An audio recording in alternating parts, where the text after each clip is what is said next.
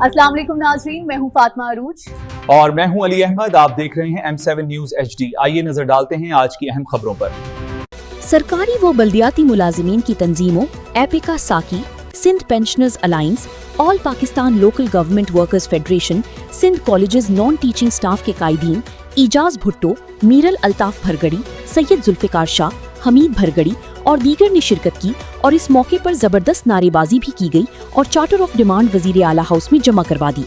एहतिजाज के पहले मरहले में सिर्फ तंजीमों के सूबाई कायदीन ने शिरकत की। इस मौके पर खिताब करते हुए कायदीन ने कहा कि अगर बजट में हमारी तजावीज़ को तनख्वाहों में 100% इजाफा, मुंजमद अलाउंसेस में महंगाई के तनासुब से इजाफा, 30% डिस्पैरिटी अलाउंस, रिटायरमेंट पर ग्रुप इंश्योरेंस, बेन्यूलेट फंड की अदायगी, स्केल रिवाइज करनी, अपग्रेडेशन, टाइम स्केल की फराहमी जैसी मुतालिबात पर अमल न हुआ तो वज़ीर आला हाउस, बिलावल हाउस और सिंध असेंबली पर धरना दिया जाएगा। बादअज़ा मुजाहिरीन पुरअमन तौर पर मुंतशिर हो गए। इस मौके पर पुलिस की भारी नफरी, वाटर कैनन ट्रक बसें वज़ीर आला हाउस जाने से रोकने के लिए खड़ी थीं, जबकि कराची कंटोनमेंट बोर्ड से प्रेस क्लब आने वाली शाहराह को कोस्ट गार्ड ऑफिस से बसें और मोबाइल खड़ी करके बंद कर दी गई थी।